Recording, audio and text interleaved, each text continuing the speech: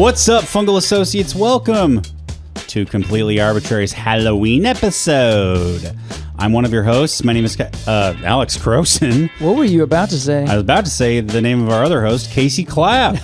My name is Alex Crowson, and I'm here sitting... Oh, my God. I'm sitting next to myself. Truly is Halloween. Yeah. Happy Halloween. What a freaky Friday. Yeah, almost. Today is Thursday. It's the 30th. Yep. This is All Hallows Eve.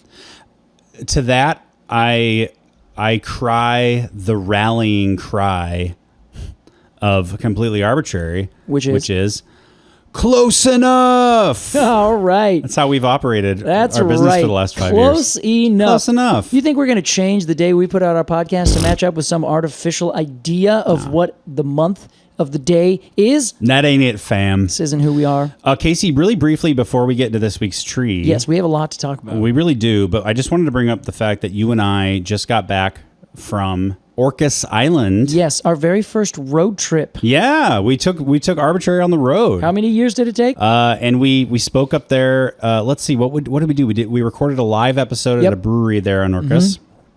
Mm-hmm. Had some people come in. Shout out to Tamara and John and their dog Cash. Island Hoppin' Brewing as well. Island Hoppin', yep. All the folks up there. The Orcas Library, Ingrid over there.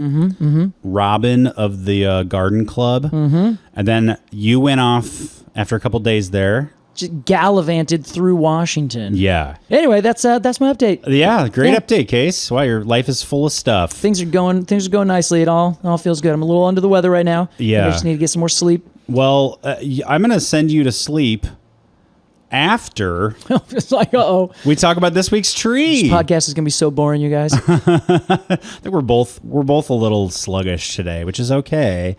But Casey, we're here to talk about a tree. And that tree for our Halloween episode. I'm very excited to hear all about this one. The Bigleaf Magnolia. That's right. A tree that I did not know existed until today. I'm guessing Magnolia macrophylla. Yes. There you go. That's literally it. Because I knew Magnolia was the genus name. Get out of here. You did not read this? No. Big leaf is macrophylla across the board almost. I am stunned, Alex. I don't think you have ever done that a single time. Really? You've gotten really close. Sure. You've kind of fudged your way through it. Yeah. But that time, you were just like, I'm just going to guess macrophylla? Yeah. This time I ate the fudge. Yeah. That was incredible. Thanks, Casey. This is Magnolia macrophylla, the big leaf magnolia. How exciting. But we got to talk about this big leaf magnolia after a quick break. We'll be right back with our Halloween episode of Completely Arbortrary.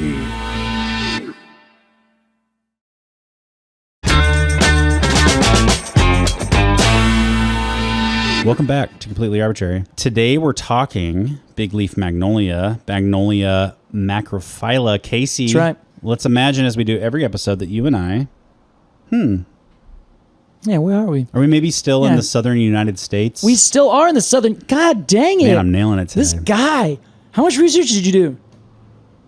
He says 0 with his hands. Yep. We don't believe him. It's true. Yeah, he's lying. Let's ID this tree. All right. So first off, before we go, I have to thank Dean Gilmore for this recommendation. The title of the email is Killer Magnolias and then Largest Simple Leaves in North America. Bonus. Whoa. Which I'm like, it's a cool bonus. I'm into that. Cool.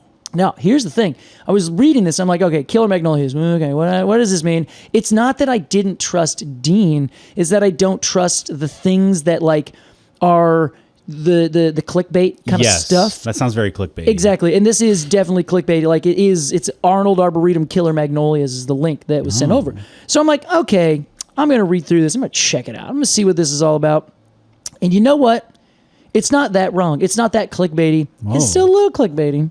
But it's interesting enough that we needed to give the flower of the magnolia a second look. Oh, very interesting. So first off, let me tell you what's different about this tree as compared to other magnolias that you may find somewhere else. This is a magnolia that actually gets pretty friggin' huge, and it grows native in the southeast from about Ohio to Florida over to Arkansas, Louisiana.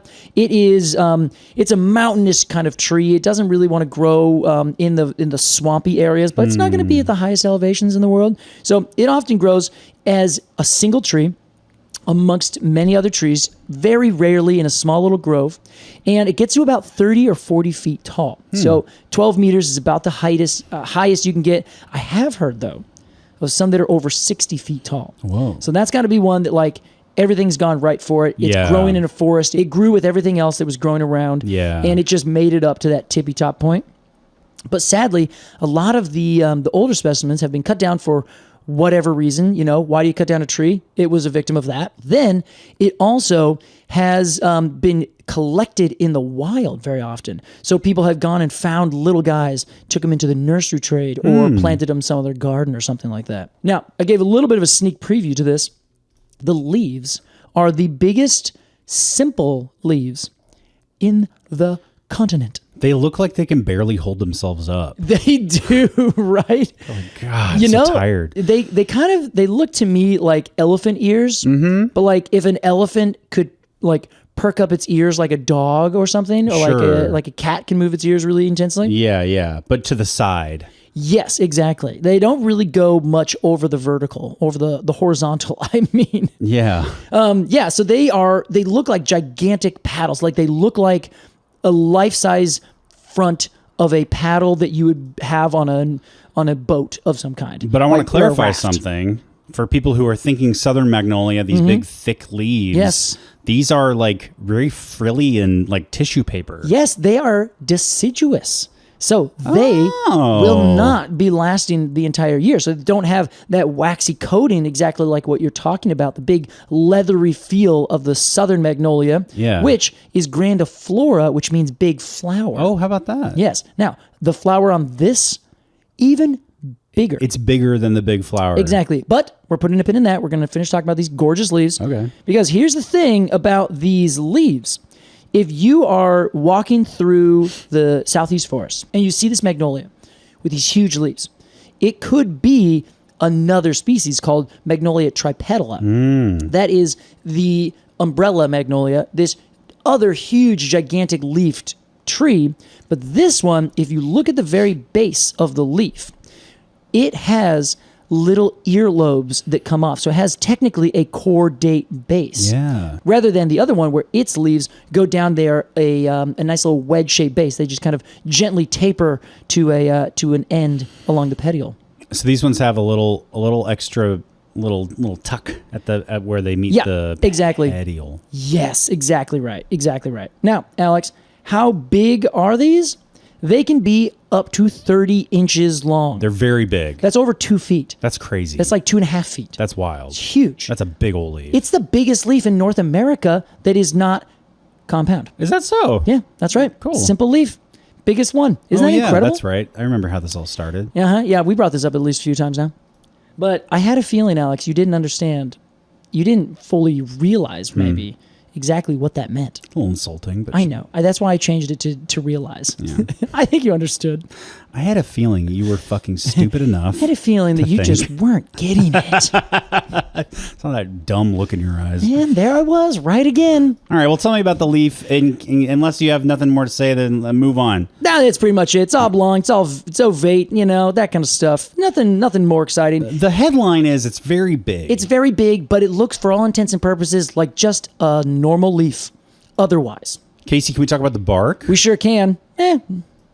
All right. That's about it. It's like Yeah, that tells me brownish everything I need gray. to know. Yeah, there's nothing really to it. Okay. I wouldn't worry about it too much. I would move on and just look at other parts of this tree. Flower? The flower. Now, the flower. It's worth it. It's big. It is friggin' worth it. They are huge, up to 25 centimeters. Now, if you're trying to keep track and you say, well, I get it, I get it, Casey, but I'm in the United States. That's almost 10 inches. Damn. That's 10 inches. And we're talking across. fully across. Fully across. Like Okay. when it's like pretty much all the way open. Wow. Now, here's the other thing about dinner this little plate. guy, is that it tends to have a little dot on that flower right at the very base of it, which is a very easy way to tell them apart. Okay. It's just like this little purplish point right at the base of the tepal.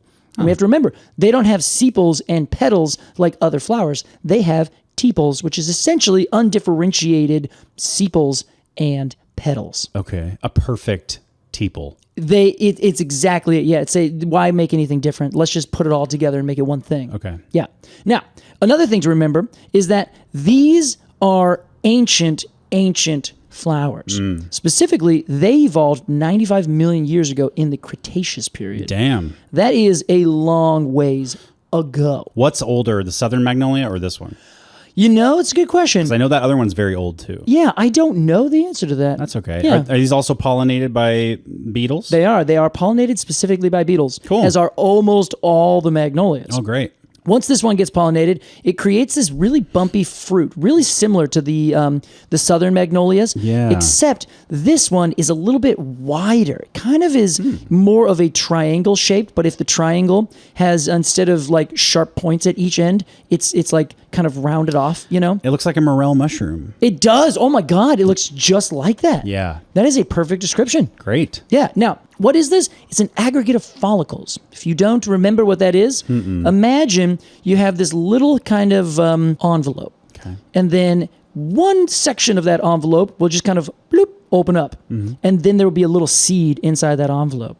That is essentially what this is. But imagine it is dozens of envelopes all put together. And then as it matures, it dries out a little bit. As it dries out, it exudes the seed. The seed kind of goes bloop and just pops its way out. The envelope in this analogy is a follicle? Correct. And how is a follicle different from a fruit? It is the fruit, but in this case, it's multiple of those fruit all aggregated together. Okay. Now, I know for those of you botanists listening out there, that was very confusing. You know what I'm saying. So the follicle is the fruit. Yes. So it's it's like a raspberry or whatever. Exactly. Okay. Correct. It's exactly right. Cool. Alex, oh my God, that was perfect. I'm fucking killing it yeah, today. you are. This is like, what did you drink this morning? It's incredible. It's all that Orcas Island fresh air. Yeah, man, we got to get Alex into the forest more often. It really does a number on you. Goes on one hike and suddenly he's a genius. Well, like, clearly, everything's just coming. This is like you walk into the forest and like everything all of a sudden becomes clear. You're like, I get it. I understand it all. This aggregate of follicles is the fruit. The little red seed inside is the thing that usually a bird would come snatch up and drop somewhere else. So This is what they did. This is how they lived. Now, why are we talking about this again? What's special? What's new? What's killer about these magnolias? Yeah, I'm really interested in the killerness. Most people are, which is why we're doing it right now, because this is a plant that is looking to kill bees. Beans? Bees. Beads? Yeah, I gotta try that again.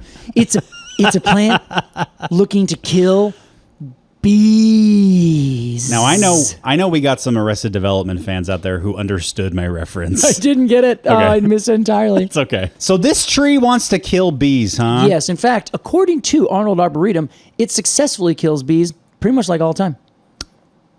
Interesting. Yes, and I don't think the bees are like actively getting killed. So this is a little bit of a misnomer, which is why we're looking into it. Okay. You know what I mean?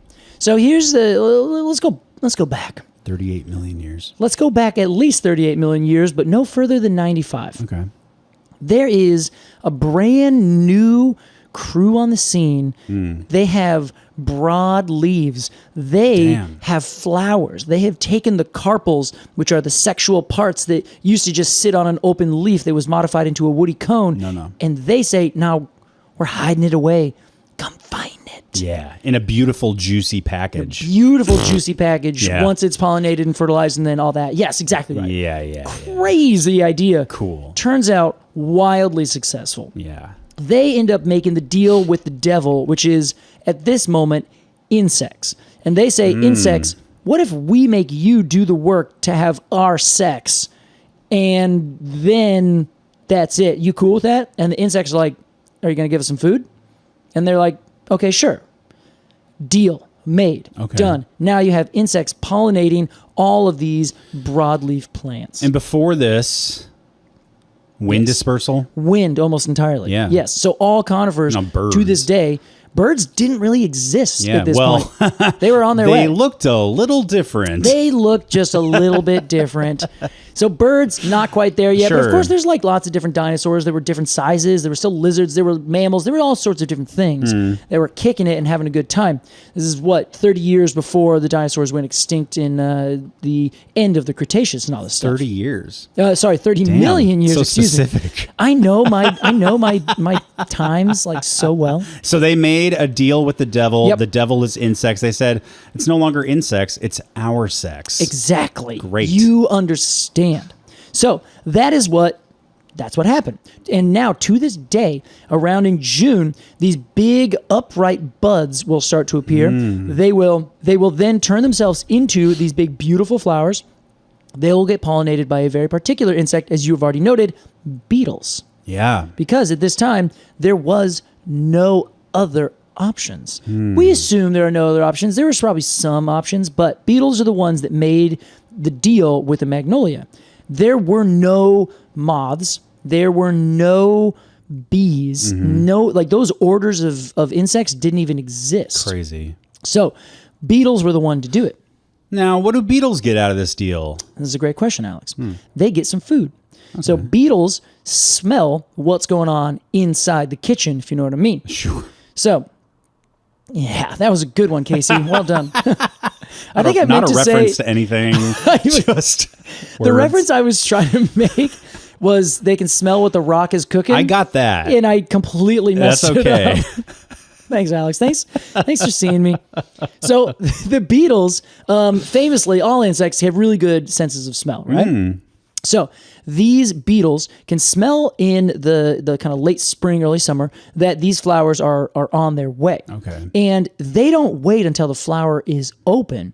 They will chew into the bud sometimes. Whoa. And then just get straight into the flower. Damn. So they can they're like- smell it through the walls, Exactly. and they're like, nothing's going to stop me. And they're like, we're going right through here. It's like Wild. Morpheus breaking through to tackle the agents. With his head. With his head. So fucking cool. So raw. These beetles will crawl in. Yeah. And inside, there is what is known as a gynoecium. Whoa. Gynoecium is what becomes that cone-like fruit, that aggregate of follicles. But at the beginning, it is just this kind of little cone-shaped thing that has a bunch of stamen and pistils spirally arranged around it. Okay. Now, that's the middle. Those are the sex parts that produce the pollen and receive the pollen. The stigma is on top of the style and the ovary. That's the female part. And then you have the pollen-producing bits. Those are the stamen. You know my brain glazes over when we talk I know. flower specific. That's okay. I can't fucking do it. This is why we have everyone out there saying, it's okay, Alex, we understand. Yeah, I need some support I need and support. to move on. Everyone send Alex an email and say, we get it, dude, you're good. So basically, you have the female parts and the male parts. Yep. Male parts produce pollen, female parts receive pollen, Yep. and then they create the seeds. I know that much. Great. That's all right there in the middle of the flowers. On the outside, that's where you have the tepals. That's what is the sepal-petal combination. Got it. It's like a combination Taco Bell Pizza Hut. Nice. But it is a petal and a sepal. Perfect analogy. Thank you, Alex. So when it's closed, when the bud is closed, it acts as like a little bit of barrier Exactly. to protect the sex parts. Yeah, I mean, it's just getting going, and this is when it starts to produce things, but like kind of gets going in earnest, the flower does. Okay. So it's not trying to get the beetles in early. It just kind of like gets going, you know? Yeah. It's kind of like, you know, People lining up for Black Friday. Yeah. They don't open till 6, but there's a line down the block at 2 a.m. okay, I'm going more towards you're really turned on, but you're not home yet, so you have to get everything started while you're still wearing your clothes. I see. That's, Okay, good. We went different places there, sir. So you know, you got the female parts, they're getting things going. You can start getting some smells that are coming from the base of this structure. Now it's not nectar in the traditional sense. It's more just like this secretion. Okay, so here is something I didn't want to interrupt with, but you brought it up now. Yeah. I know that some plants smell like death. Yeah. Other people call it semen. Yeah. Which is ironic because semen brings life. Brings life. What is happening? Given the here? right circumstances. So they are pollinated by flies who are attracted to the smell of decay. Yes. I'm wondering if beetles are the same way and if this flower smells like death to attract beetles. It does not. It smells lovely. Okay. Yes. So it smells very nice. There's nothing really negative about it. Okay. Yeah, I thought maybe beetles and flies had sort of like similar appetites in Gotcha. smell. No, not in this case. Because No, they're no, both they're small, black, gross. Well, okay, thank you for that editorialism, Alex. No, they actually are. It smells quite lovely. Okay. So inside, that secretion actually starts to. This is going to get a little weird, everyone. I want you to stick with me. Okay. It is moist. It's moist because the stigma has to be moist in order to receive pollen, and that pollen will then germinate on top of it. Right. I imagine like, lubing up a pipeline. That's exactly what it is. Yeah. It's got to be a little wet in order to get things going. Yeah, that's right, baby. This flower kind of gets going in earnest. This secretion comes out. It smells really nice, and it also basically lubes up the stigma so that it is ready to go. Got it. To receive pollen. So beetles are cruising around, and they're like, ooh, I'm getting in there. They crawl in, and they start walking around. They nibble on this. They nibble on that. They just get a little bit of food there. They have pollen, ideally, on them from visiting another flower. Yeah, sure. So, interestingly, as we noted before, most flowers of magnolias will close up at night. Yeah. And the idea was that they essentially capture the beetle inside and let the beetle like walk around and like kind of, we described it again as the last one as like a sex dungeon, and it's just cruising around having a great time. I don't You remember this, yeah. The beetle panics and starts banging against the walls. Yeah, exactly. And that process gets pollen all over. Exactly. Or her. Or it, whatever it is. So, you're right. We don't know. So, that is like the conventional idea. This is what we talked about years ago when we covered the southern magnolia. It's a fun story. That is their mechanism to pollinate. Exactly. But there is a paper from like 1976. Talks about the biology of this. Okay. And in that paper, they're like, I mean, this doesn't really make a lot of sense because the beetles seem to be able to leave and go whenever they please. The beetles can just crawl in and just bite their way into the blooms. That's a good point. If they can bite their way in, they can bite their way out. Bite their way out, exactly. Okay. So the beetles aren't stuck. The beetles are kind of like, yeah, I'm digging this, bro. They're into it. Nice little place to be. Exactly. Okay. Now, our particular magnolia, the bigleaf magnolia, it does not fully close. It has just the interior sepals will kind of close up and create this little kind of gap. And it seems what's happening at the same time is, or the same, in the same way that all these other magnolias will do it, they switch off the female parts and they will flip on the male parts, i.e. release their pollen. Right. And they do this so that they don't end up self-fertilizing themselves. Now, this is called protogyny, or means that they are protogynous, meaning the male parts are only active after the female parts. They are first. So you never have them happen at the same time. The female comes first. Exactly. For once. For once. Sorry. Bro. It's a little... It's pretty intense. If they're not closing up to keep beetles in, then some have surmised they're actually doing that to keep other insects out. Interesting. So, turns out that secretion at the base, and this is where the killer magnolia's whole thing comes up, is that secretion kind of fucks up bees. Okay. So honeybees, which again, these are the European honeybees, these non-native insects that have been brought over, they will come and go around and start to do their normal pollination stuff, which is collect all the pollen. They will end up like licking up some of this, not nectar, the because secretion? This secretion, because that's what they do in all these other species and plants, right? Yeah. They lick up the nectar, turn that into honey. They eat some of the pollen, give that to their babies, and they move on.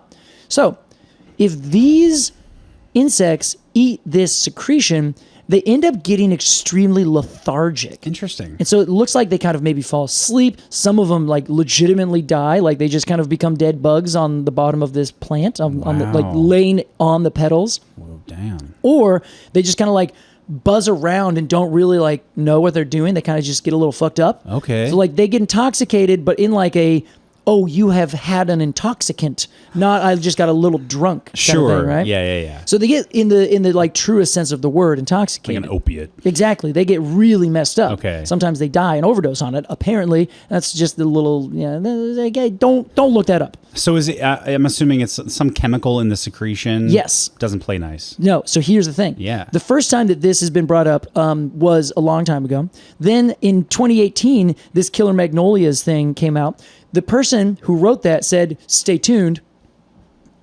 and did nothing with it. Whoa. They died. What? I don't know if that's true. They drink secretion. They drank the secretion. They tried to figure it out. He was a bee. No, we knew the whole time. So you're studying plants and how they get pollinated. Yeah. Okay, sure. I've heard that before. Yeah, you're a bee, aren't you? How big is your thorax? How many legs do you have? Yes. So we don't know because then there was another University of Massachusetts study that was going to come out in 2020. It was a thesis that is cited somewhere else, and I can't not find that thesis. Oh, damn. It is unpublished. Okay. So right now, I have not been able to find what is in that and how does it affect bees. Okay. So there's just this unknown substance that is in probably way more magnolias than just this one, which is fucking up bees and other insects because ostensibly they're like, this ain't for you. Why not? Because they made their deal with the beetles. But They are about the beetles. Okay. And because they are protogynous, the way it works with the beetles is they walk around as soon as the stigma kind of becomes brown, kind of just turns off, its job is done. Okay. The pollen is then released and shed. The food kind of dries up. So then the beetle's like, okay, well, I'm done here. Nothing else to eat. I'm going to go find another spot. Then it flies to the other one that smells really good that's just getting started. Then it has pollen A go to flower B. Then that same process happens. Now it gets pollen B. Then it gets flower B's pollen and goes to flower C. So now it's just going from flower to flower, but it has to stay overnight. So there's enough food that is basically saying, stay a while. Don't worry about it. Versus the other things, moths tend to only do things during the day or during night. Bees also tend to do the same thing. They only fly during the day. Okay. So my guess, and this is 100% just what I think, is that this is my thesis. Okay. It is unpublished. My thesis. Why publish your thesis so we can all read it? Oh, Damn sure. it. I'm yeah. upset about this. That is dumb. And also, it's Do all cited. that work for nothing. It's cited by the International Dendrological Society. It's cited and it doesn't exist. It's cited. No. It's cited like, oh, this person discusses it in an unpublished thesis. And I'm like, well, if it's not published and we can't read it, you can't cite it. I know a whole book like that. It's called Exactly. the Bible. Oh, yeah. Thank you. All Alex. these Yeah. cited sources We and none of cite all them sources. exist. We never actually knew about it. We never got to read it. What were you going to say? So my theory is that the beetle comes into the flower, it stays overnight, and then moves on to do the next thing. Okay. So there's a whole tryst there that is very lovely for both partners. Yeah. That's what I think. Okay. Otherwise, these other insects, they don't do it all at the same time. So they don't get covered in pollen. They just come and take all the things and eat all the stuff and get all the benefits, but they don't actually do any of the pollination because you had to be inside to get the pollen. And you have to be a beetle to get in. You got to be a beetle to get in. So I think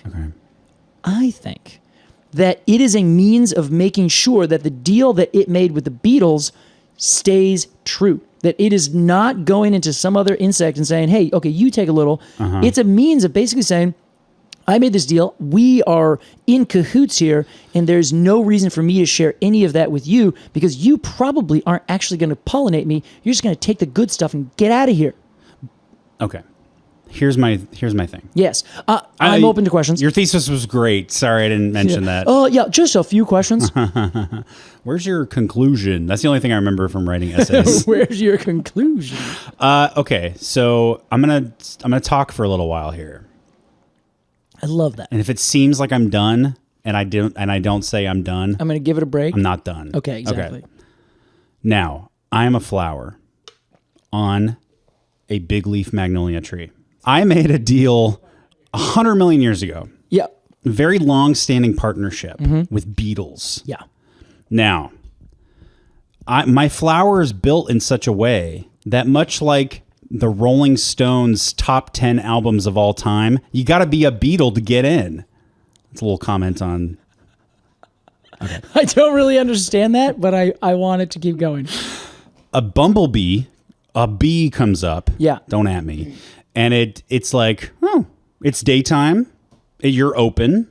I'm going to come into your shop and root around because you are a flower and I do that sort of thing. That happens.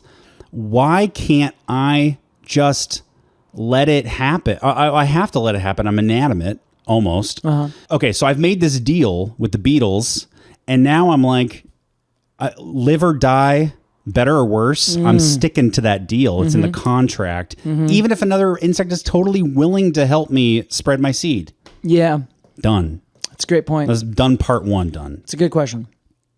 I think it's the diurnal versus, I think it is the overnightness that does it. The moths will go someplace else. The bees also go home at night. Okay. So they're not going to stay in order to get the next dusting of pollen in order to take it to the next flower. Because the pollen only dusts after dusk. Exactly. Nice. Exactly. Okay. Now, there might still be some pollen that's hanging around once the flower opens up, kind of the second day. But not like the fresh, new hotness. Yes, exactly. Okay. You're going to for sure get covered up with the pollen, that beetle, if it stays overnight, as it shifts from the female activity to the male activity. That's pretty cool.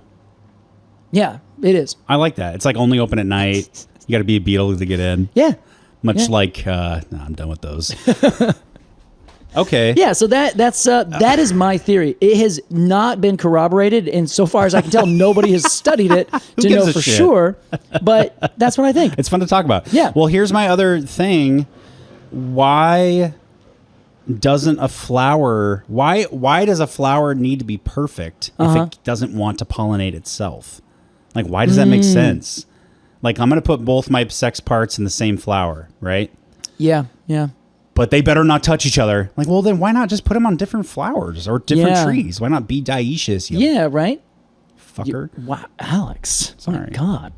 That's a great question. That's a great question. It seems like kind of shooting yourself in the foot, like setting yourself up for disaster or like a hard life. Well, I suppose that's fair, but in this case, they kind of solve that problem. They're like, yeah, I mean, we see you, but it's just, that's where it is anatomically. Yeah. Thanks for letting me get through that. It's a great question, Alex. I think maybe it is. I don't know. It's just odd, isn't it? It is.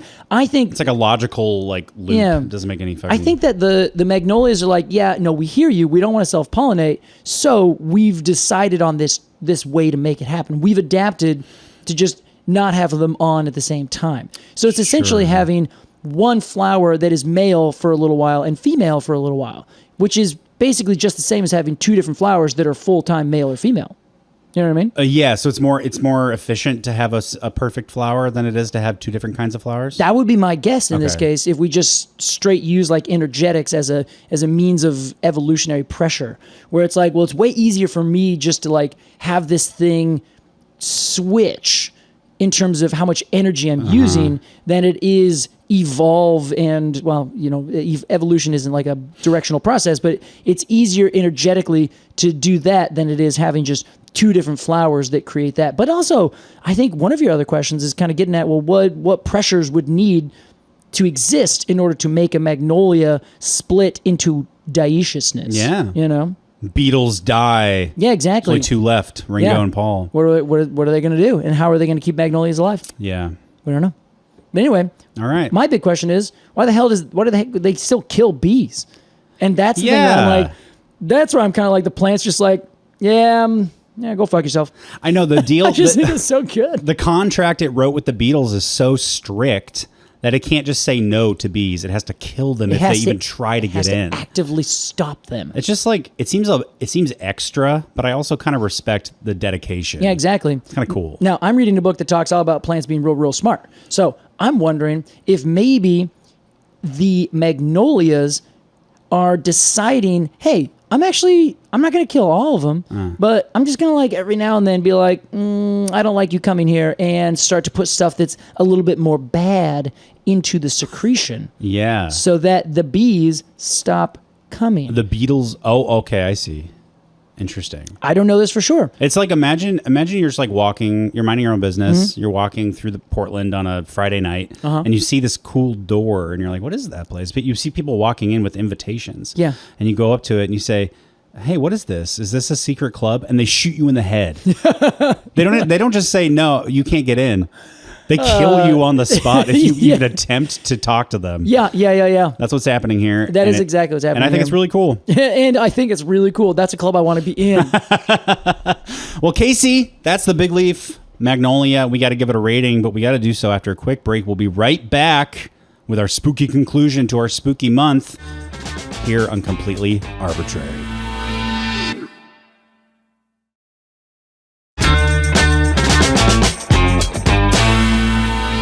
Welcome back. To Completely Arbortrary. Thank you. Alex panicked. That was Bigleaf Magnolia. It was. I think I just got tired and I was like, I want to stop talking. Yeah, you just fell asleep right then. Had to wake you up somehow. Yeah. That was Bigleaf Magnolia. Casey, it's time to give this tree a rating, and here's how it works. We're going to give some final thoughts on the Bigleaf Magnolia and then give it a rating of 0 to 10 golden cones of honor. As our resident expert, we'll begin with you. All right, thank you. I think. Therefore, I am. I was actually just thinking about other insects that are extremely adapted to their pollinators. Sure. Or I'm sorry, their pollinatees. yeah. Which would be the figs, is what came to my mind. Oh, sure. And they also have their sex parts inside that are turned on and turned off at different times. And they are wildly successful. Is there something there? I'm thinking there might be something there. But Okay. again, just you know what? I'm just saying stuff. You guys, the scientists, can look into it. Yeah. Anyway, I'm going to give this tree an 8.5.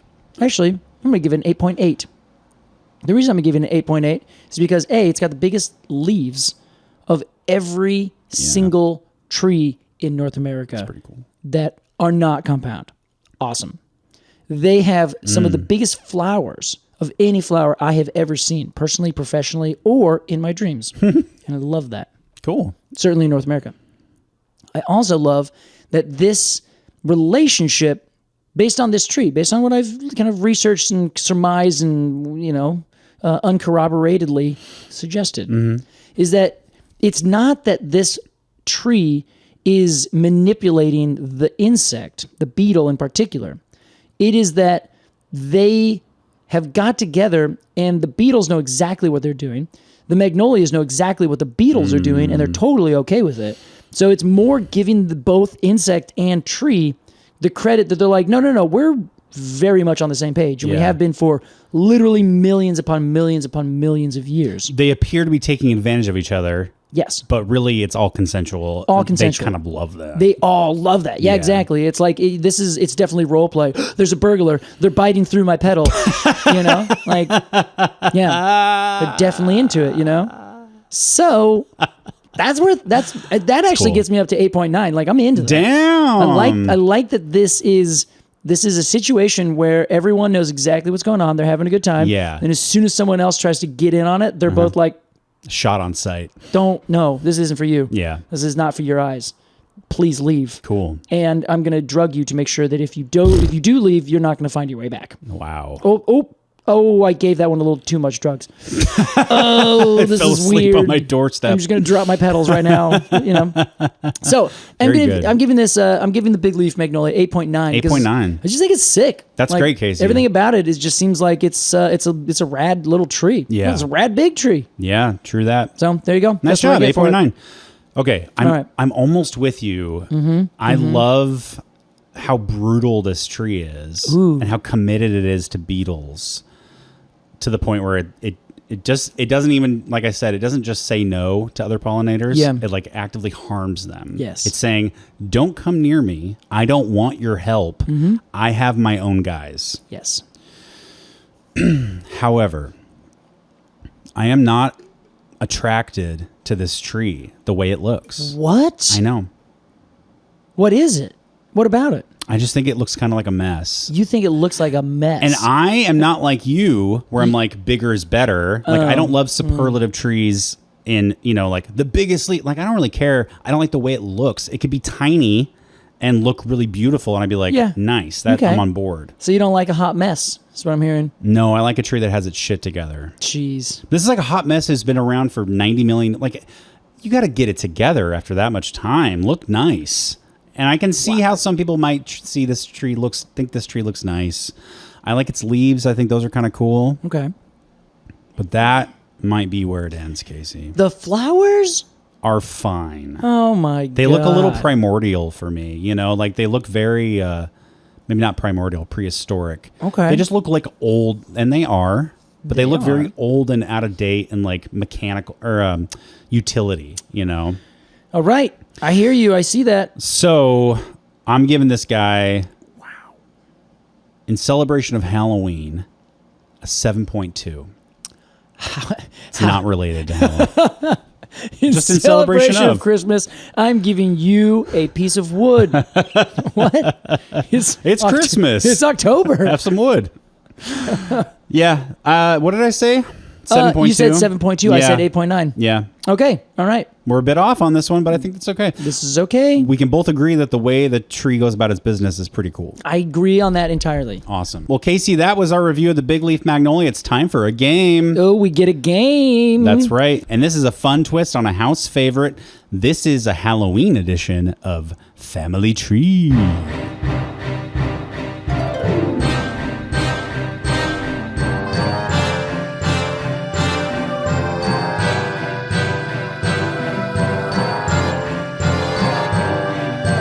Fungal friends of every age, wouldn't you like to hear something strange?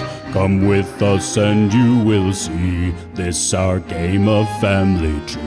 This is Family Tree, this is Family Tree, branches sway in the dead of night. This is Family Tree, everybody follow me, stick or tree till the owner's gonna die of blight. It's a game that we play on this episode for Halloween. I am the oak growing next to your shed, acorn small and leaves turning red. I am the spruce at the center of town, needle-like leaves and a pointed crown. This is Family Tree, this is Family Tree, Family Tree, Family Tree, Family Tree, Family Tree. Okay, Casey. What the fuck? I can't believe you wrote an entire spooky introduction. Yeah, to you that. know? That was amazing. The holiday spirit took me. All right, God. well, Casey, this is, of course, Family Tree Monsters Edition. I am petrified, Alex. My face hurts from smiling. Oh, good. This is the Family Tree Monsters Edition. Here's how it works. I'm gonna propose to you a monster from some canon or other. Okay. And then we are going to come up with the tree that best represents that monster. Okay. And its characteristics, physical appearance, personality, etc. Yes. So here is our first monster. Okay. And it belongs to a guy named Frankenstein. Oh. Now, I'm going to say something about this. Yes, let's take a quick side. Anytime you call that big, lumbering, green, dead monster Frankenstein, somebody... Actually, it's Frankenstein's monster. I'd like to go on record and say...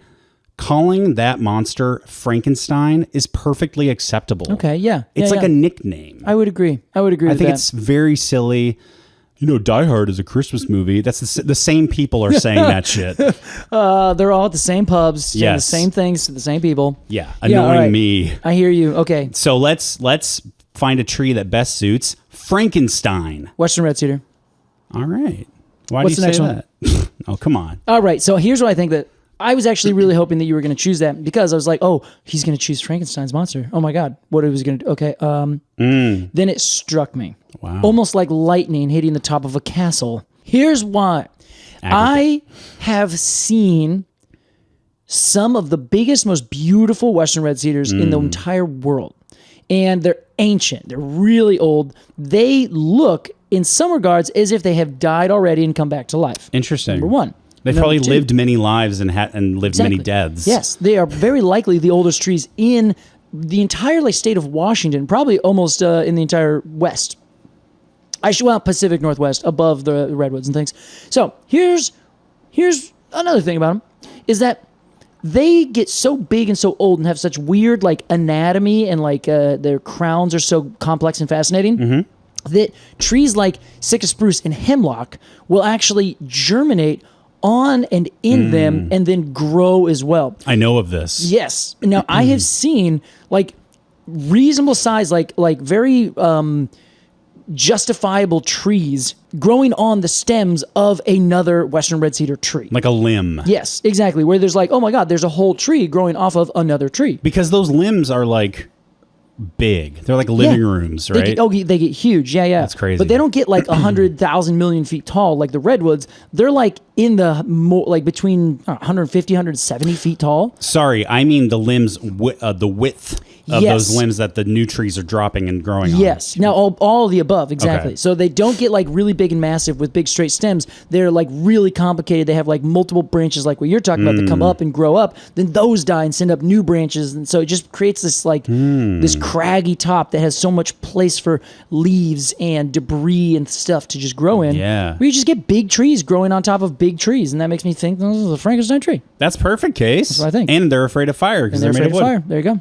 Casey, our next monster, one that you may not be super familiar with, is called The Thing. The Thing is a film directed by John Carpenter that came out in 1982, starring Kurt Russell and Keith David and many others. And it is about I think they're in the Arctic or the Antarctic research center. Okay. And they're invaded by the Thing, which is this formless sort of alien that crashes onto Earth. Yeah, And it okay. can take the form of like anything and anyone, right? Wow. So then there's a game of like, which one of us is the Thing? It's a great film. I see. It's got some of the best, for early 80s, it's got some of the best special effects of the 80s period. Like This these is horrifying. practical puppets and things. Okay. So the Thing, really quickly, the Thing is basically this formless thing that just takes on the appearance of other things. Yeah, right? okay, yeah. And uses that to like gain an advantage. Oh, jeez. I've stumped Casey. It takes on the form of another thing. Yeah, so maybe a tree that takes on the form of something or looks a lot like something else. Yeah. But don't go near it because it's actually poison ivy or something like that. You know? Yeah, right? You know, this makes me want to say something like the dragon tree of Socotra or something like that. You know?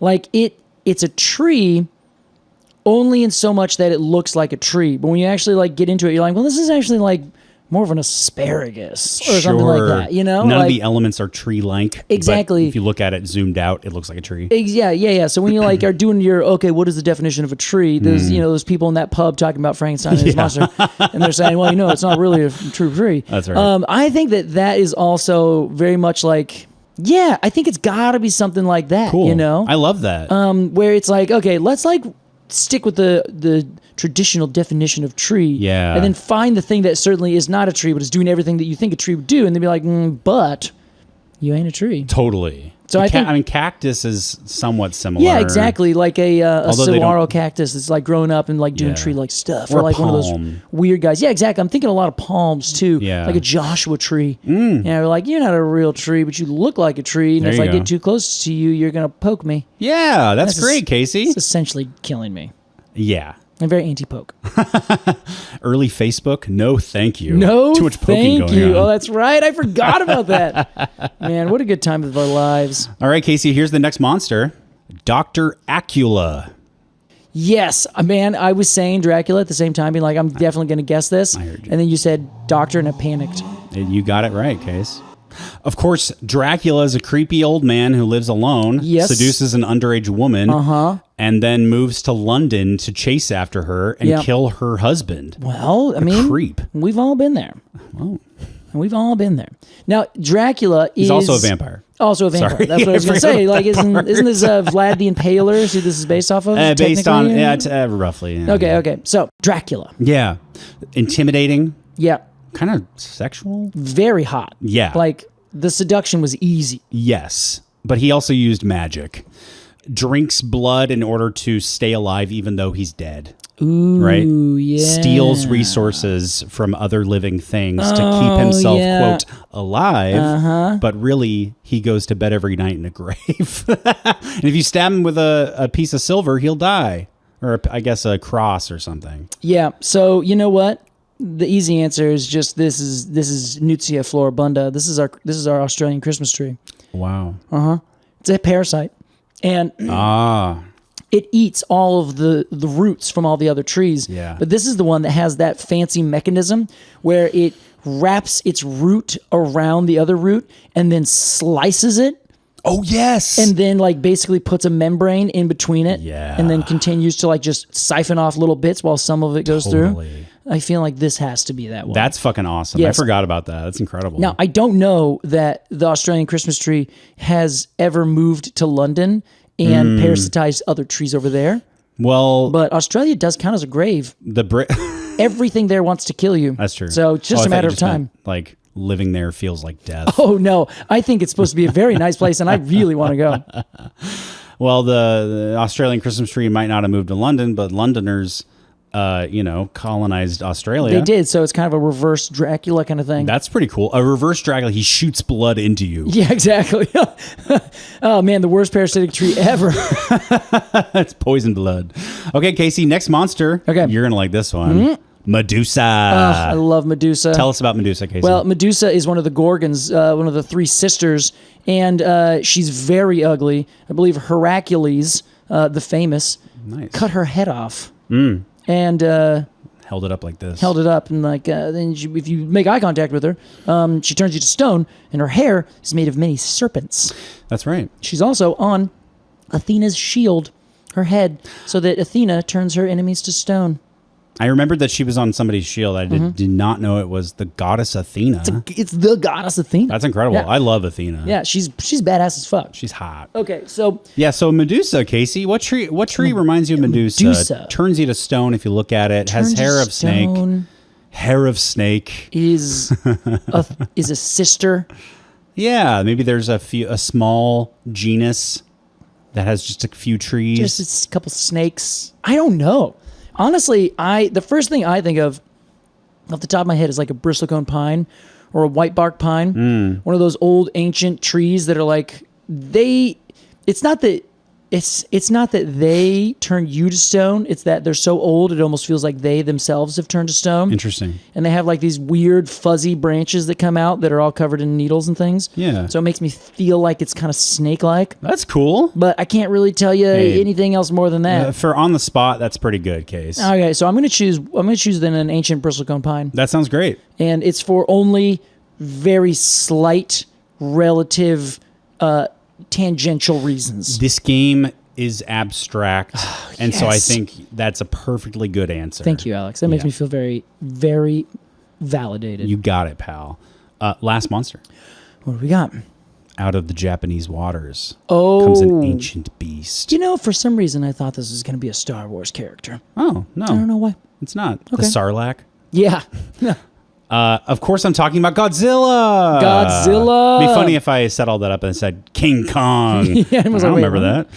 Yeah, okay. All right. Godzilla is supposed. The origin of Godzilla is that he's a giant primordial being, a very ancient lizard that his body was in the earth, deep, deep, deep down, and then when the United States dropped a fucking nuke on two nukes on Japan, Yes. the water was radiated to the point where his Godzilla was like brought back to life, and he's like this giant radiated lizard. Yeah, yeah. And he breathes fire, and he's an allegory for nuclear war. Yeah, I see. Someone at that bar is going to come up to you and they're going to say it was actually atom bombs, not nuclear bombs. But it's neither here nor there. I will be honest, I did not know there was a difference. Oh, between wow. nukes and atom bombs. Oh, geez, yeah, it's just like next generation. Oh, They're way bigger. cool. Wait, Really? nukes are or atoms? Nukes are way, way bigger. Gotcha. Like several dozen or hundreds of atom Are? Oh, bombs. Jesus Christ. Anyway, Why does such a thing exist? that's not what we're talking about. A primordial green bean that exists. Okay, we've never covered this tree, but I choose. Bonus points if if the tree has something to do with atomic energy or like, radiation or something like that, or mutation. Ooh, I am not going that direction. Okay, bonus point negated. Oh, I don't even know if I could technically really even like make this work, but I'm thinking Welwitschia. Welwitschia. Yes, Welwitschia Welwitschia. is nowhere near a tree. I think the highest it gets is probably like your knees, maybe. Oh, it's Maybe a little higher. little shrubby guy. It's a little shrubby guy.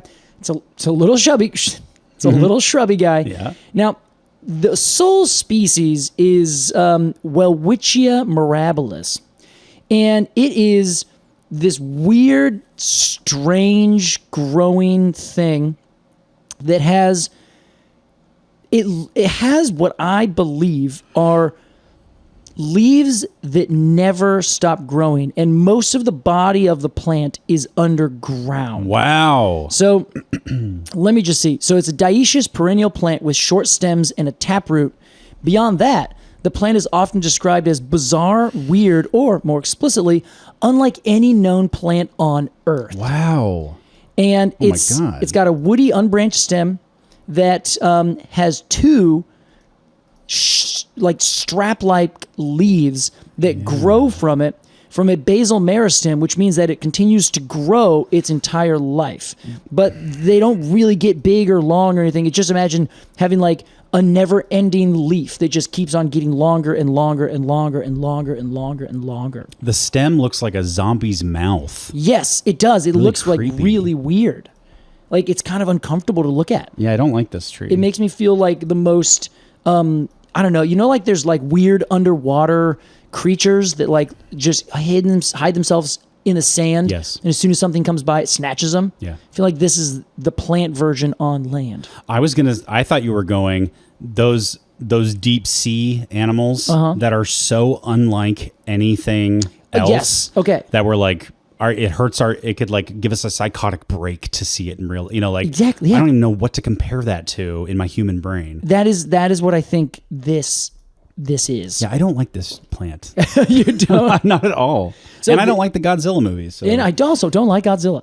So this is what I think. And they also live for like thousands of years as well. So I think these are like the strangest things. It makes me think that they are the closest to an ancient primordial being that has nothing else like it on this planet. It's great, Casey. That's what I think. But does it really make it to tree level? I think that's fine. Yes.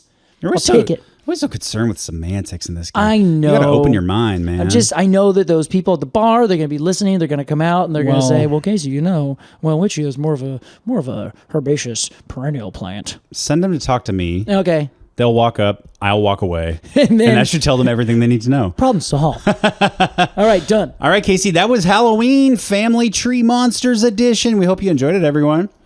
It is time for a completely arbitrary AMA. If you want to ask a question on the podcast, become a Treemium member over at arbitrarypod.supercast.com. That is ARBORTRARY pod.supercast.com, or just go to arbitrarypod.com and you will see a giant annoying banner at the very top that says Join the Cone Club. Click on that. This week we got one from JG, longtime listener. What is up, JG? As a landscape architect, says JG, I'm a huge advocate for native plantings, but I struggle with their practical application in intense urban environments. I constantly hear a push for, quote, absolute native at conferences and online, but the realist is that a native prairie plant simply won't survive in a downtown parking lot landscape island. We face extremes like heat island effect, pavement radiation, construction debris in the soil, salt runoff, and other nuances of urbanism. My favorite David Bowie album. Yeah, nuances of urbanism. Yeah, that's a good one. Plus, client or city codes often demand specific requirements, et cetera, et cetera. When we're forced to choose a hardy, adapted, or non-native species that can withstand these stressors, are we betraying the concept of native ecology? How do an arborist and a great indoorsman, hey, that's me, weigh the ecological benefits of natives against the critical importance of selecting plants that will actually survive and fulfill the design function in these extreme urban conditions? I've never had a harder time reading anything out loud. Well, thanks for getting that. See? Now, well done getting through that, Alex. What did he say? Okay, so the question boils down to, there is this debate between non-native and native plants. And a lot of people are thinking we should plant native plants wherever we're at. As much as possible. As much as possible. And the question is, but what if that doesn't actually make sense biologically or ecologically in certain situations? Like an urban forest setting. Precisely, Okay. yeah. So if this is, say, I don't know, your front yard, and you can turn it into, you live in some place that's not really completely destroyed, you add some stuff to the soil, get rid of your grass, plant native plants. Absolutely. It's a perfect idea. But there are some situations, some cases, where the idea of planting native doesn't work because the place you're planting them is not the right place for those plants. So you can say, we live in Oregon. We should plant native plants to this part of Oregon that we're in.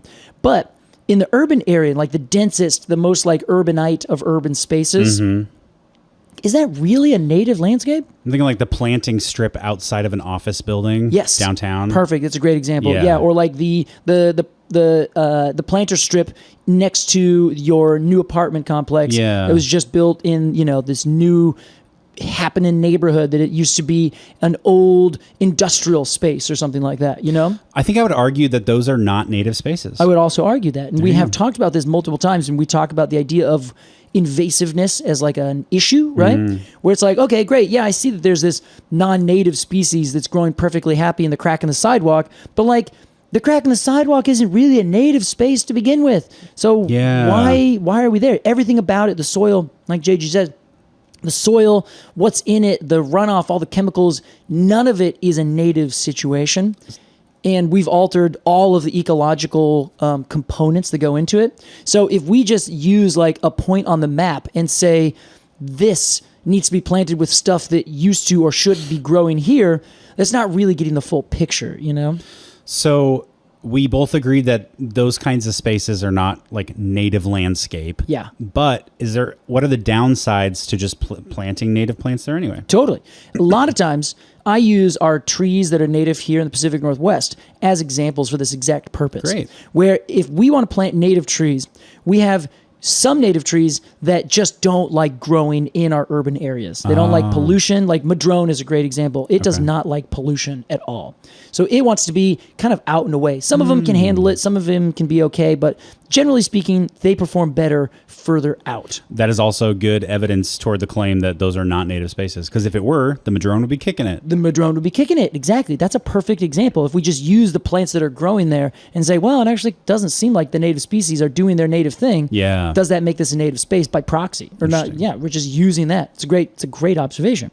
Now, the other thing is that we have really gigantic conifers. You can't always plant a conifer that's going to get 4 feet in diameter in a 3-foot diameter space, right? So it becomes an issue of just right tree for the right place. Is it going to destroy the underground infrastructure, the above ground infrastructure, or is it just going to outgrow the space that you planted it in? Sure. That is a huge issue in a place like the Pacific Northwest. And then on the opposite side, you have places that have like no water, yet they're planting stuff that requires a lot of water. The native species in that area are probably way more drought adapted, so you should plant those in those spaces. That's what's going on with the crime pays but botany doesn't guy. Like that's all he wants to do is just repave everything with native plants. Get rid of your lawns, get rid of all these horrible plantings. He's all about that, but that's like what he also does. So totally makes sense. Okay. So if you are trying to plant for a function, then I say look at the native plants that can work for your space based on the soil and the infrastructure around it and how well you think it's going to do with the existing ecological conditions. Yeah. If you can get a bunch of native plants that are going to work there, use it. Hell yeah. Because they're going to be just a little bit more better adapted, And it seems like on a place-to-place basis, like you can't like apply sweeping rules to any place because like you have to look at the literal space. Yeah, exactly. In terms of like square footage. The microclimate even. Yeah. The square footage, how much space is there and how big can a tree grow. If it's not a tree in any other plant, then like, okay, you're not going to have a lot of space. But you can plant, there's plenty of places you can use nothing but native species for sure. But there are lots of places where native species it's not going to do well. So you're not actually accomplishing the objective that the planting is meant to accomplish. Yeah. So in that case, right. Go to your second best, which could be a really well adapted, not quite as native species, and plant that one. Interesting. Is this the reason, like, for example, that we have so many fucking ginkgos in the city? It's like you find one tree that works really well. Yeah. And then it's like the new thing and Totally. Everybody's planting it all over the place and you totally overdo it. And then 20 years from then, all anyone can see is fucking ginkgos. Yes. Because 20 years ago, it was like really popular to plant ginkgos. Yeah, and they're really tough trees. Like you just plant a ginkgo in the worst soil in the most polluted area, and they're like, meh, okay, whatever. And they just grow. And then people like that ease. So they're just like, just planting ginkgos. Exactly. And they're like all these beautiful trees. Everyone loved their leaves. So like they met all these like aesthetic requirements. Yeah. But yeah, they don't do as well because they also like a certain amount of water. So they can live, but you can't plant them and have them do really well in a drier area. So it is a matter of saying, okay, what are we dealing with? What's the site? What's the place? Then you can think about that, like you said, the square footage, but then the microclimate, the macroclimate, then the whole regional climate. In the world. So, okay, what's going to work? Yeah, think about that in the world. What plants grow on the world? We're going to plant those ones here. That's going to be a good one. Yeah, so think first, like, okay, what will do well under these circumstances, these exact precise circumstances? Yeah. Then say, okay, how many of those are native? Let's try to shift towards that. If we can't meet all of our objectives with native plants, then let's add in some maybe not quite as native. Maybe they're like plants that do really well, but they're from just a little bit further afield, but in similar climates. Then if none of that works and you're like, no, we need a different species that's non-native entirely, then go do that one. Just make sure it's not invasive. That's one big thing that we want to avoid. But the idea is to use the right tree for the right place, but we need to add in for the right purpose as well, the right function, the right objective. Good. Where if you can't solve your objective with using a native tree, then it's not really the right tree for the right place because it doesn't meet the objective. And in urban areas, it's not a native situation like we said to begin with. So now at that point, just kind of throw that idea out the window. It would be nice ecologically, but it's kind of a bit of a, I don't know, it's a fallacy maybe. It's something like that. I can't think of the exact term I'm looking for. I don't know. I hate to get all like grand scope here, but like, I don't know. I feel like we live in a very black and white time. I think with the internet especially, it's like if you better fucking pick a side and you can have no nuance in your opinion. Totally. Like you must plant all native trees or die. Which is the other option to anything. But go knock on the door to that club over there. See if they'll let you in. Nice. Yeah, right? And like what if the objective is like some beautiful, like I want no water, but I want a lot of flowers. It's like, well, honestly, you're going to need to go get a bunch of weird things that grow in other places. Sure. We don't really have that flora down here. And if we do, it would be in like our native prairies, and that native prairie is not this ecosystem. Yeah. So you're like, well, that just isn't going to work. Yeah. So you got to think of something that's going to work. And there are plenty of beautiful flowering things that are from Arizona and California and like these places that get very dry, but also very cold. So they will come back and they can survive, but also they'll be able to take this like really bad soil, whereas the soil that most of these plants want would be way different. So the native ones in the Willamette Valley won't work as well. Interesting. So I think definitely there's so many different situations, and it really takes a very good designer to say, hey, okay, I see what you're asking for. Let me get there like 50% of the way with some really good, tough natives that can work really well, but let me add in these other plants that will add and do a better job of accomplishing the objective, native or not native, of the site. Interesting. And then make it work. I think in JG's thing, he's been hearing a lot of absolute native. Yeah. You know, maybe that's a little too black and white. I think it's a little too black and white. Yeah. There you go. Great. Well, there you go, JG. We hope you answered your question, or at least we mused about it for a while. Yeah. Like I said, if you've got a question for us that you want read on the podcast, become a Premium member, arbortrarypod.supercast.com, or go to ArbortraryPod, or look up Completely Arbortrary on google.com or any other duck, go. That's right. Yeah, sure. yeah. Ecosia. Casey Clapp. Alex Crowson. Happy Halloween. Hey, happy Halloween to you. See you in November. Are you dressing up?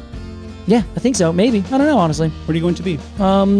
I went for the last time, which was a week ago, as Sexy Beetlejuice. Nice. So maybe I'll do a reprieve of that. Reprise?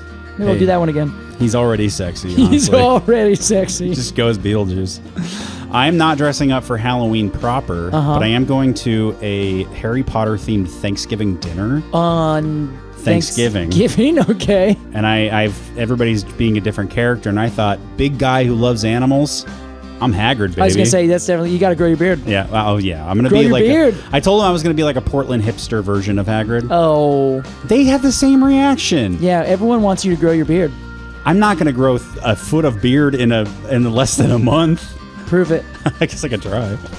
Alrighty, everybody. Thank you so much for listening to this episode of Completely Arbortrary. We will see you next time. Goodbye. See ya.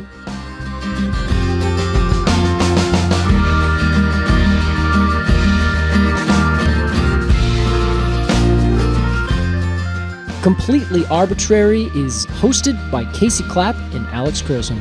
Our music is by Aves and the Mini Vandals, and our artwork is by Jillian Barthold. To support the podcast and get rewards in return, become a Treemium member at arbitrarypod.supercast.com. Thanks for listening.